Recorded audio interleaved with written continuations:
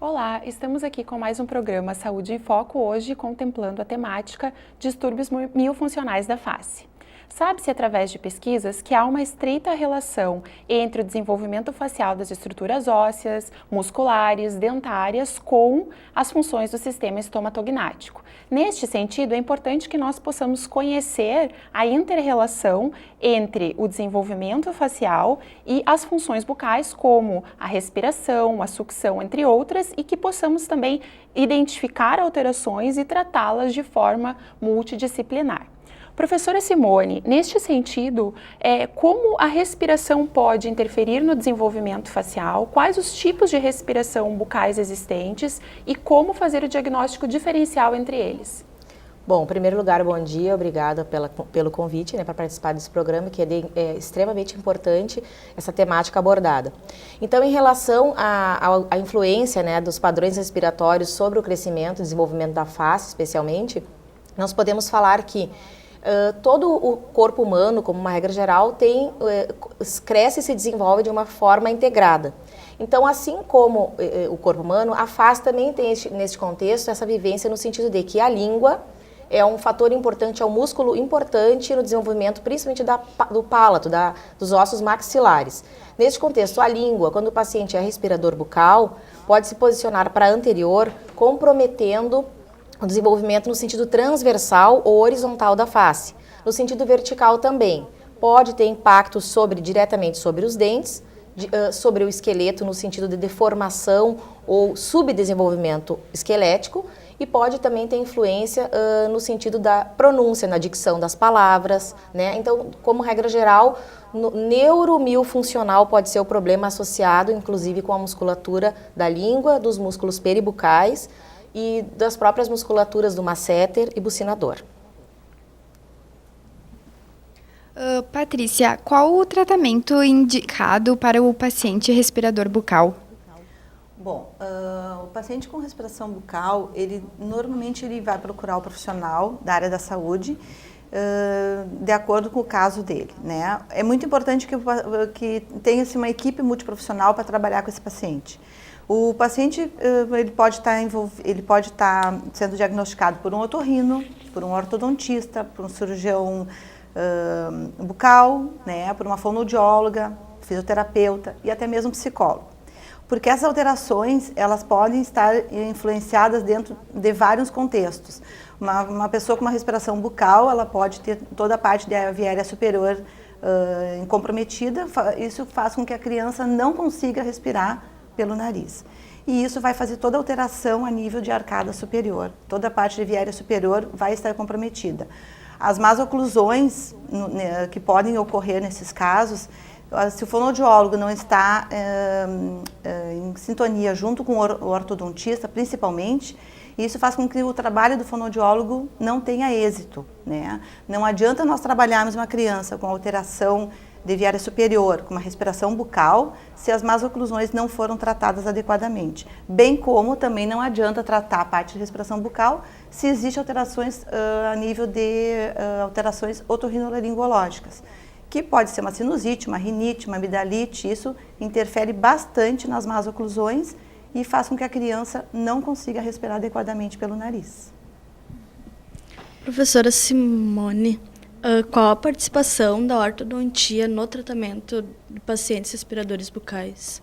Pois bem, então completando o que a Patrícia estava comentando anteriormente, o ortodontista ele é capaz de diagnosticar a deglutição atípica, por exemplo, que é um distúrbio no desenvolvimento da deglutição, do processo de deglutição, que passa por um processo de amadurecimento. Então, neste contexto, o ortodontista ele deve estar atento a esse tipo de alteração miofuncional e avaliar se tem algum processo associado à interposição lingual, se existe alguma má oclusão presente, porque como a Patrícia mencionou anteriormente, é um trabalho multidisciplinar e daí a gente tem que muitas vezes encaminhar para o otorrino para que ele consiga fazer, muitas vezes, se for o acesso cirúrgico, para desobstrução, porque às vezes o paciente não consegue respirar e acaba comprometendo então o desenvolvimento dos arcos dentários, o desenvolvimento da fala e muitas outras funções, inclusive hoje que a gente tem a questão da socialização da criança, acabam sendo comprometidas em função do processo respiratório, acúmulo de saliva nas comissuras, baba noturna, o ronco. Todos esses processos são comprometidos muitas vezes em função de um mau diagnóstico, né?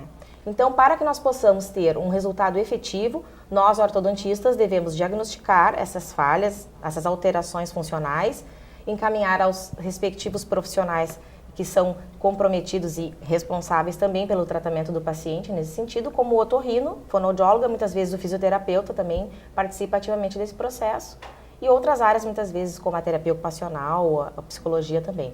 Então, a ortodontia tem o papel fundamental de diagnosticar principalmente a atresia maxilar, né?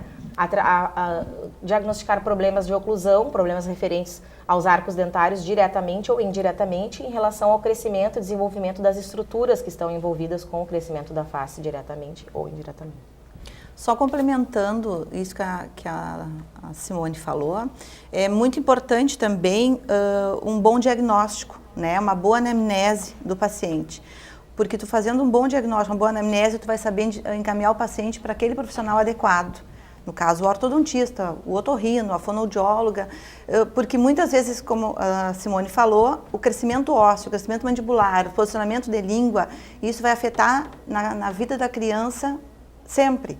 Então, essa avaliação é muito mais importante no início do tratamento para se ter um bom diagnóstico. Acho que até mesmo porque, né, Patrícia, se a gente for pensar, na verdade a respiração bucal ela pode ser de dois tipos. Ela pode ser por hábito, né, ou por obstrução. E se ela for por hábito, o paciente consegue respirar pelo nariz, porém, por algum motivo não o faz.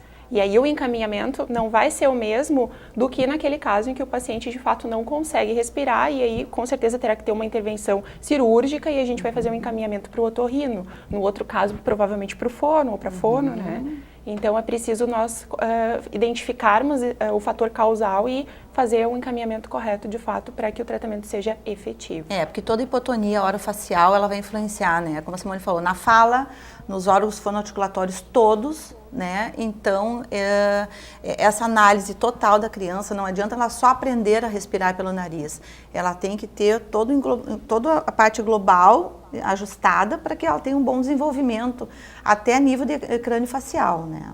E daí, nesse contexto, a gente tem algumas manobras, algumas técnicas que nós podemos utilizar na clínica para fazer o diagnóstico, por exemplo, de interposição lingual, deglutição atípica, né? A deglutição ela vai amadurecendo até por volta dos 12 meses, né? Então, a gente pode trabalhar com a técnica do espelho, que é uma técnica proposta por vários autores, mas Glatzel e Altman usaram o espelho bucal, que pode colocar sob as narinas, e o paciente vai fazer o processo de respiração normal, como ele costuma fazer, ou sopro, para avaliar o escape de ar nasal, que se posiciona no espelho, para avaliar a extensão do embaçamento que fica gerado no espelho, no intuito de verificar quanto de ar fica escapando naquela respiração, naquele processo respiratório daquele paciente. Uma outra forma que a gente pode trabalhar, que muitos alunos acabam fazendo com uma certa frequência na clínica, é o hábito de pedir para a criança fazer a deglutição. A gente coloca água sobre a boca, né, na parte interna da cavidade bucal, pede para ele segurar, né, o ideal é que segure por uns 3 minutinhos e depois faz a deglutição para a gente avaliar. O ideal é que ele não cele os lábios para a gente conseguir avaliar onde fica projetada a língua. Mas, na verdade, quem realmente consegue fazer esse diagnóstico com mais precisão são os fonoaudiólogos, né? Então, a gente acaba, sempre que consegue diagnosticar, encaminha para que ele possa fazer a confirmação daquele diagnóstico, enfim. Patrícia, é real a afirmação de que o aleitamento materno, ele previne a respiração bucal? Sim, por quê? É imprescindível, todo mundo sabe, né, a importância do aleitamento materno. A criança já começa com a sucção desde a vida intrauterina, né? Ela já começa com sucção de dedo, sucção não nutritiva, desde antes do nascimento. O aleitamento materno, ele previne várias alterações. Por quê? Porque a criança, no momento que ela está fazendo a sucção no seio, ela está tendo uma força muscular muito mais adequada do que a própria chupeta, né? A chupeta é totalmente desnecessária e desaconselhável para o bebê que tem condições de fazer a sucção materna. Muitas vezes a gente indica a chupeta para aqueles bebês prematuros que precisam fazer uma sucção não nutritiva para voltar a ter os hábitos de sucção que ele aprendeu na vida intrauterina, mas que ele vai precisar desenvolver no decorrer da vida dele na alimentação também. Mas a sucção no seio materno, ela se torna muito mais força muscular orofacial, muito mais adequada do que a própria chupeta, né? A chupeta, se ela não for ortodôntica, nem se cogita. Mas se caso os pais, porque muitas vezes a chupeta é usada pelos bebês por angústias dos próprios pais e não por causa da criança, porque quem acha que precisa da chupeta são os pais, não o bebê, né? Então, isso acaba dando um vício para a criança e muitas vezes acaba muita hipotonia orofacial. Isso dá alterações a nível de bochecha, lábios, pálatos, enfim. É uma infinidade de alterações que a criança possa vir a ter. Então, a gente recomenda sempre que o possível a criança mame no peito. A sucção materna, ela é muito mais, a força muscular que a criança vai exercer é muito mais vital para a criança do que a própria chupeta. Nesse contexto também a gente compreende assim, que alguns pais, por questão de ansiedade pessoal, acabam apresentando, né, introduzindo o hábito da chupeta na criança. A chupeta ela tem uma característica que até nos Estados Unidos a gente chama como pacificador, mas ela não é recomendada, né? Então, se porventura a criança utilizar a chupeta, que seja de uma forma racional, né? Então, se a criança, a família não consegue compreender a importância de não utilizar, não oferecer a todo momento, então que seja de uma forma racional, que seja no momento que está na hora da fome, não conseguiu ainda amamentar, então nesse momento, mas não é indicado. Então a gente costuma dizer assim, como regra geral, assim, se a criança está chupando o dedo por um tempo prolongado, entre o dedo e a chupeta é o menor problema. Mas, na verdade, não é recomendado nem chupeta, nem a sucção digital, né? E, professora Simone, quando a mãe não consegue realizar o aleitamento materno, isso pode prejudicar o desenvolvimento oclusal? E, nesse caso, como alimentar esse bebê comprometendo menos o desenvolvimento oclusal dessa criança? Pois então, a questão é, o aleitamento materno, como a Patrícia falou, é importante, é essencial, né? Na verdade, seria fundamental, no mínimo até os 6 meses de vida. Então, a Organização Mundial de Saúde preconiza até os 2 anos o aleitamento materno. Claro que daí já não é mais exclusivo, né? E sim com introdução de alimentos. Mas ele tem um papel fundamental nessa questão da estimulação neurofuncional, né? Toda a relação com o desenvolvimento mandibular, principalmente, porque no momento que o bebê ele apreende o mamilo para fazer a sucção, para fazer a ordenha do mamilo para a obtenção do alimento, ele está desenvolvendo todo o sistema estomatognático nesse contexto. Então, na verdade, é recomendável que o aleitamento sempre que possível ocorra, que às vezes as mães têm medo do aleitamento, têm medo que possam sentir dor, né, que possam ter problemas relacionados a isso, mas é recomendado que continue tentando amamentar. Se porventura a mãe não conseguir amamentar, a mãe também não precisa ficar se martirizando nesse contexto, porque não significa que vai ter um grande impacto negativo sobre a oclusão. Pode não haver, porque toda má oclusão depende de algumas questões relacionadas, por exemplo, ao padrão dentofacial da criança, ao tipo facial da criança, se ela tem tendência a crescimento vertical, horizontal, a flacidez da musculatura e tem também a questão genética associada. Então, existe uma interdependência entre vários fatores. Por esta razão, a gente tem que ter esse cuidado. Mas pode amamentar com a mamadeira, desde que o bico seja ortodôntico, em quantidades recomendadas pelo pediatra. Bom, nós sabemos que o hábito de sucção está presente desde a vida intrauterina, né, de fato, e que inclusive em registros ultrassonográficos, a partir da 29ª semana de vida intrauterina, algumas crianças já realizam a sucção digital. Então, a sucção está presente normalmente pelo menos até os 12 meses de vida do bebê, até mesmo muito fortemente relacionada à alimentação. E aí, nesse contexto, Patrícia, qual a tua recomendação sobre o uso da chupeta? Bom, como eu já falei, se possível não utilizá-la, né? Essa é a recomendação que a gente dá na crianças, não utilizar a chupeta. Quando não existe esse caso que a criança precisa fazer uma sucção, se usa chupeta ortodôntica, né, sendo que ela deve ser retirada, de preferência, no início da fala da criança. Por quê? Porque a criança com uma chupeta na boca vai dificultar muito mais a pronúncia, porque ela vai estar com a língua mais hipotônica. Isso faz com que a criança não tenha musculatura forte para poder desenvolver a fala. Então, no momento do desenvolvimento da fala, a partir de 1 ano de idade, o ideal é que se retire a chupeta, né? Vá diminuindo e que na verdade, assim, que não se tenha 3, 4, 5 chupetas, como a gente vê por aí. Então, vai se diminuindo o uso e o ideal também é que a criança que tenha horários para ser usada a chupeta, né? Que não fique aquela chupeta à disposição da criança o tempo todo. Porque a criança precisa desenvolver, a criança precisa articular, ela tem a época do balbucio e já iniciando a fala. Então, um artifício na boca, isso vai dificultar todo o processo de desenvolvimento da criança, a nível de arcada dentária, a nível de hipotonia, a nível de fala. Então, o quanto antes se retira a chupeta é o ideal para a criança. Então, aquelas cordinhas, né, que são utilizadas, as Nem correntinhas. pensar. Por quê? Porque isso vai estar disponível para a criança a hora que a criança quer. Né? Pode-se, já que a criança vai fazer uso da chupeta por algum motivo que foi necessário o uso, né, que não pode se evitar usar a chupeta, começar a negociar o uso da chupeta em momentos intercalados e não deixar à disposição da criança.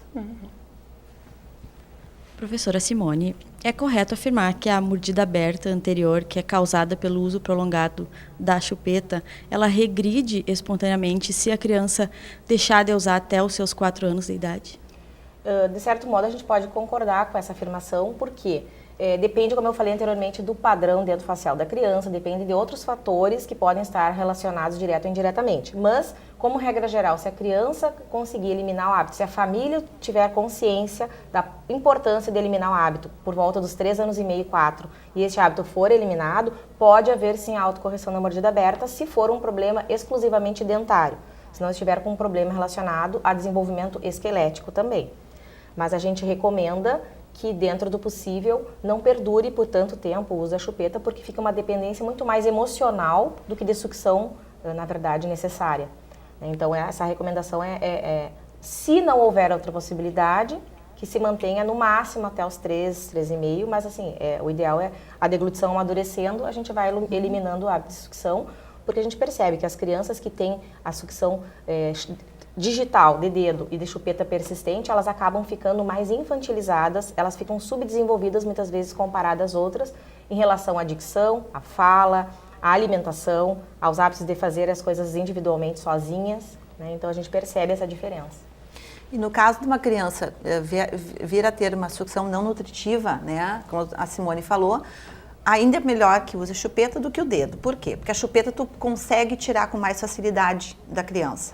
O dedo não, o dedo está à disposição dela. Então, para te conseguir retirar o uso da sucção digital, né, é muito mais difícil do que a chupeta, né? Sem falar que o dedo, ele deforma o palato e todas as alterações que pode vir a ocorrer.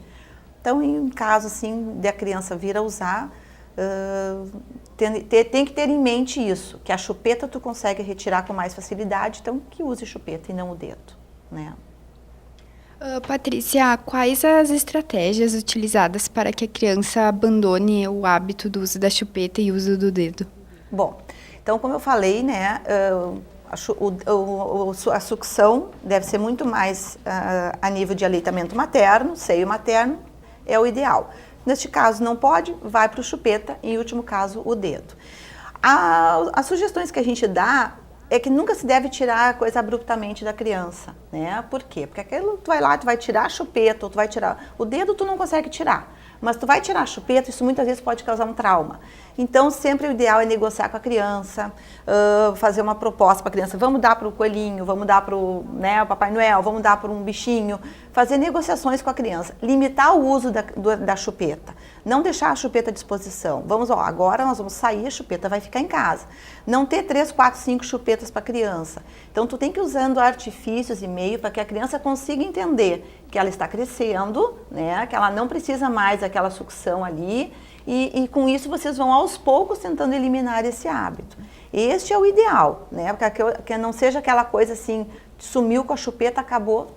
vai demorar talvez 2, 3 dias para a criança adaptar sem a chupeta, mas existem negociações, existe conversa, a criança tem que estar sabendo que aquela chupeta agora, naquele momento, não vai ser usada. É difícil? Talvez seja nos primeiros dias, mas em questão de 2, 3 dias a criança, 2, 3 dias de choro, a criança já se acostuma e começa a diminuir o uso da sucção. E acho que dependendo até do desenvolvimento, da fase de vida da criança, se ela for maiorzinha e tiver um entendimento, se tu mostrares muitas vezes, porque às vezes ela já apresenta alguma repercussão do uso, né, inadequado da chupeta, claro que dependendo da frequência, da intensidade, da duração, né, do hábito, mas às vezes ela já vai ter alguma sequela decorrente da utilização da chupeta, e aí nesse caso, se vocês pegarem um espelhinho, né, mostrarem para ela o que está acontecendo, né, que não está normal, que não está bonito, dependendo da fase do desenvolvimento, ela entende sim, e até isso já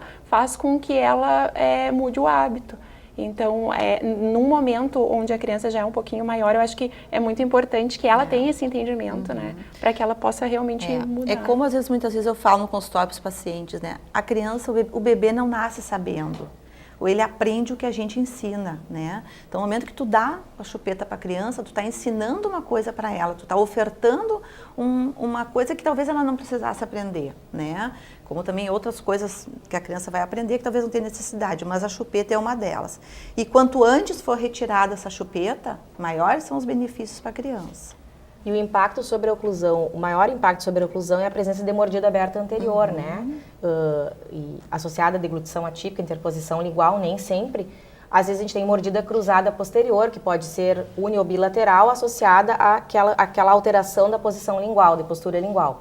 Então, como é uma má oclusão bastante prevalente em pacientes que fazem uso prolongado de chupeta e de sucção digital, é importante que os pais compreendam que talvez toda aquela condição que encontra-se clinicamente visível, né, poderia ser minimizada se o hábito tivesse sido removido anteriormente ou nunca tivesse sido ofertada a chupeta para o bebê.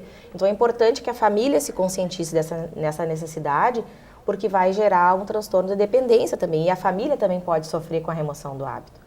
Então é importante assim que a criança faça um esporte, muitas vezes seja levada até a psicólogo, para ter um acompanhamento para que não gere um trauma no contexto familiar, a remoção daquele hábito que nada mais é do que uma fase da criança, né?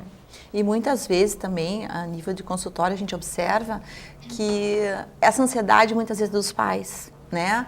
Chega no consultório, mães com chupeta no bolso, chorou, dá a chupeta, oferta a chupeta, né?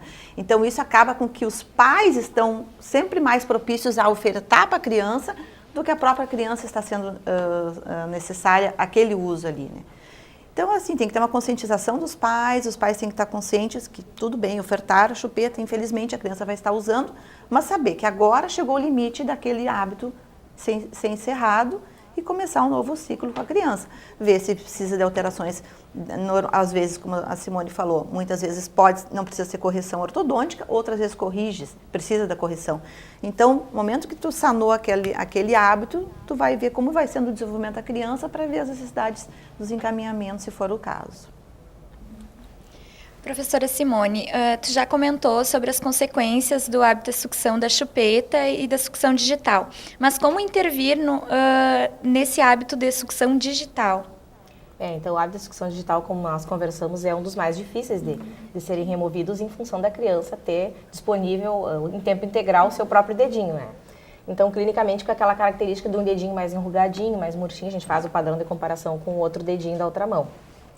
Como a gente deve fazer? Aquilo que a gente já conversou, é trabalhar com a consciência da criança, da família, da importância da remoção do hábito, fazer oferta, fazer propostas. A gente não costuma querer orientar a troca por presente, mas por coisas que possam beneficiar, né, a saúde daquela criança. Então, com o Papai Noel, com o coelhinho, como a Patrícia já mencionou, e trabalhar no sentido assim, se nós ortodontistas podemos ajudar com o auxílio de algum aparelho preventivo ou interceptor ou alguma coisa como uma placa impedidora, nós podemos utilizá-lo no sentido de fazer com que a criança não consiga, né, fazer a sucção digital. Em alguns casos, nós podemos utilizar placas móveis, que a criança se conscientiza, a família também da importância da utilização. Em outros casos, não. Aí nós precisamos utilizar placas fixas, que a criança não tenha a disponibilidade de removê-la, para que possa impedir o hábito da sucção e a colocação do dedo na cavidade, né, intrabucalmente. Então, na verdade, na ortodontia, a maior questão é conscientizar, né? É a primeira etapa da necessidade de eliminação do hábito e da necessidade ou não de algum tipo de uso de aparelho. Bom, então, a partir das nossas reflexões aqui, eu acho que fica muito clara a importância de nós conhecermos os fatores etiológicos relacionados ao desenvolvimento facial, especialmente no que se refere aos distúrbios miofuncionais da face, e que nós saibamos, então, intervir de forma adequada, prevenindo ou tratando de forma multidisciplinar o paciente que venha a sofrer com as consequências, então, desse tipo de distúrbio. Então, nós ficamos por aqui com mais um programa Saúde em Foco. Eu gostaria de agradecer a presença das convidadas de hoje e nós nos encontramos em um próximo programa.